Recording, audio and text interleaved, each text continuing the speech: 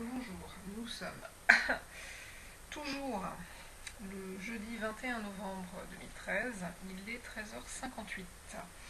Alors, parce qu'hier je n'ai pas pris le temps de continuer mes chapitre par chapitre, la lecture de la Genèse,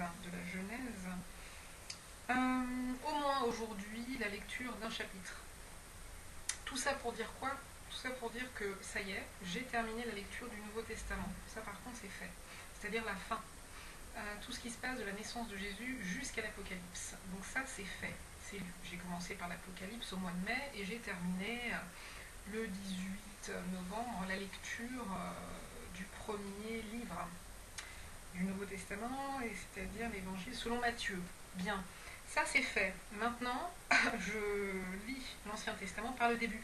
En même temps, ce dont je me rends compte, c'est que oui, quand on arrive à la fin de quelque chose et qu'on veut terminer quelque chose qui est important, on va plus vite.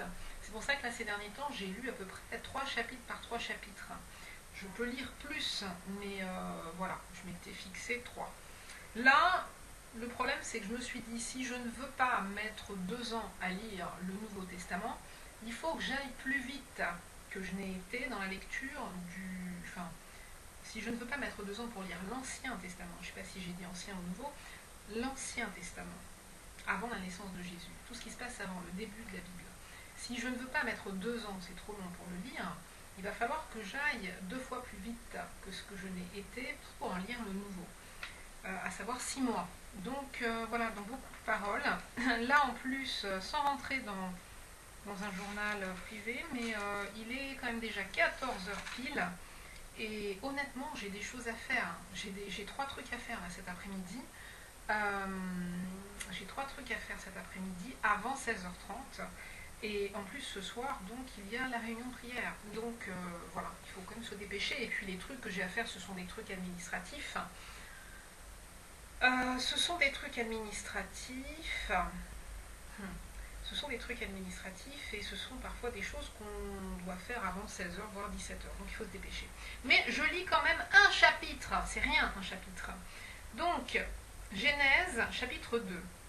Ainsi furent achevés les cieux et la terre et toute leur armée. Dieu acheva au 7e jour son œuvre qu'il avait faite. Et il se reposa au 7e jour de toute son œuvre qu'il avait faite. Dieu bénit le 7e jour, et il le sanctifia, parce qu'en ce jour il se reposa de toute son œuvre qu'il avait créée en la faisant.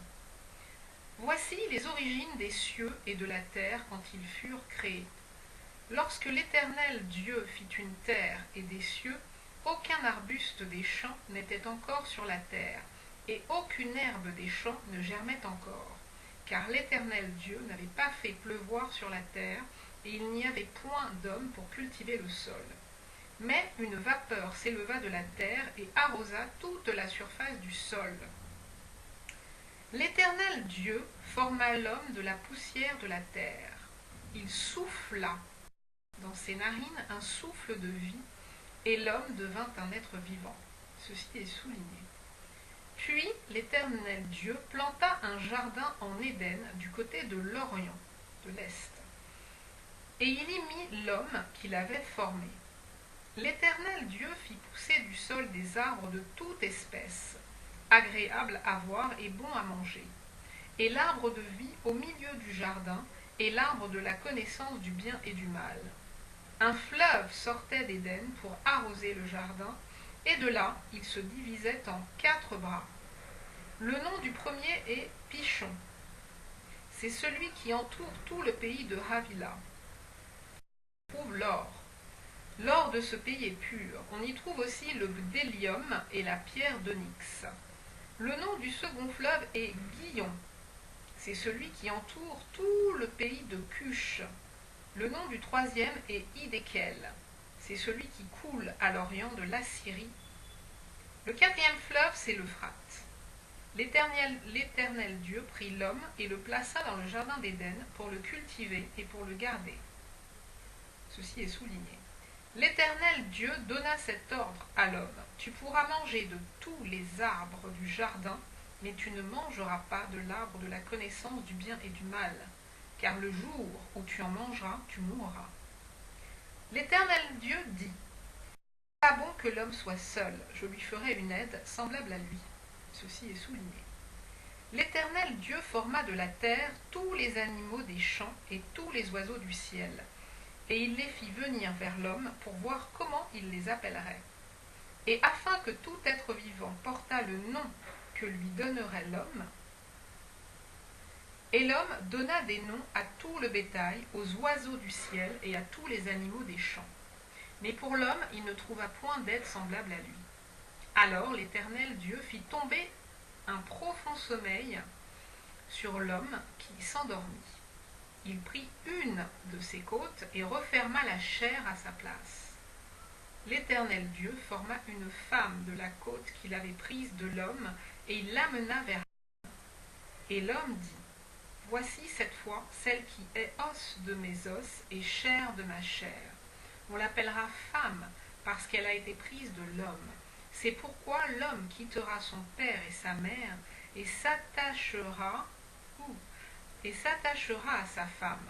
Et ils devinrent une seule chair. Alors ça, ce n'est pas souligné, mais franchement, ça doit être souligné. Je considère que c'est souligné.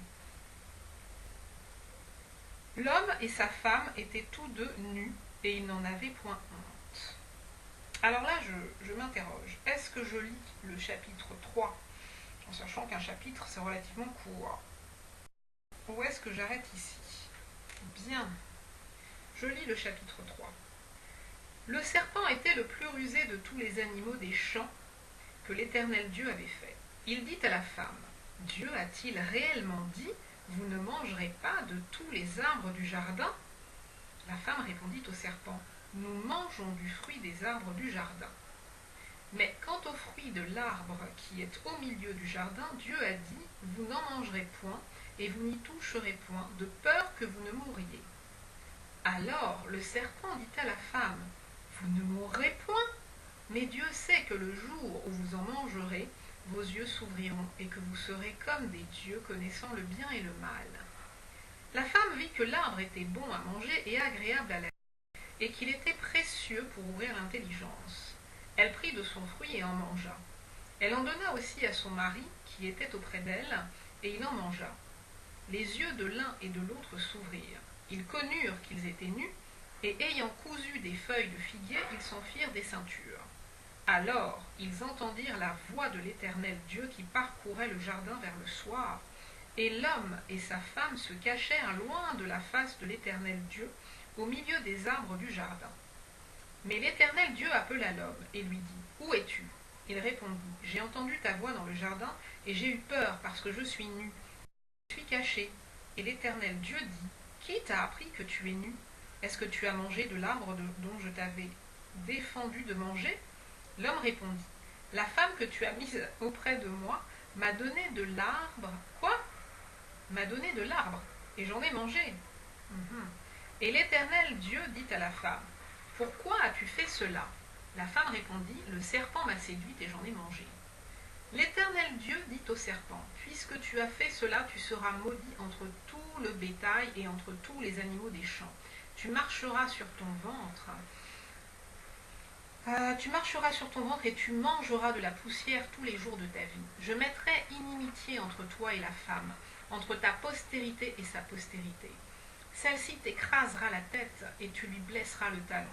Il dit à la femme, j'augmenterai la souffrance de tes grossesses, tu enfanteras avec douleur, et tes désirs se tourneront vers ton mari, mais il dominera sur toi. Il dit à l'homme, puisque tu as écouté la voix de ta femme et que tu as mangé de l'arbre au sujet duquel je t'avais donné cet ordre, tu n'en mangeras point, le sol sera maudit à cause de toi. C'est à force de peine que tu en tireras ta nourriture tous les jours de ta vie. Il te produira des épines et des ronces, et tu mangeras de l'herbe des champs.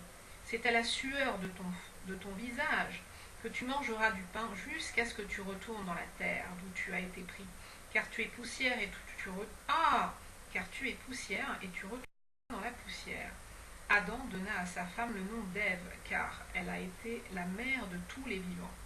L'Éternel Dieu fit à Adam et à sa femme des habits de peau, et il les en revêtit. L'Éternel Dieu dit, Voici l'homme est devenu comme l'un de nous pour la connaissance du bien et du mal. Empêchons-le maintenant d'avancer sa main, de prendre de l'arbre de vie, d'en manger et de vivre éternellement. Et l'Éternel Dieu le chassa du jardin d'Éden pour qu'il cultivât la terre d'où il avait été pris. C'est ainsi qu'il chassa Adam et il mit à l'orient du jardin d'Éden les chérubins qui agitent une épée flamboyante pour garder le chemin de l'arbre de vie. Ok, j'ai lu 2 chapitres parce que je n'en ai lu aucun hier. Il est 14h09. Je pense que je serai de cette maison à 14h20. Ça devrait aller. Ouais, ça devrait aller. En tous les cas, ouais. Je ne vais pas continuer en lisant le chapitre 4, bien que c'est intéressant, mais tout le monde a entendu parler de ça. Tout le monde a pu lire, au moins dans sa vie, les premiers chapitres de la Bible. Après, on peut se lasser, on peut arrêter, mais le 1, le 2, le 3, enfin voilà, je pense que tout le monde a pu lire ça quand même une fois dans sa vie.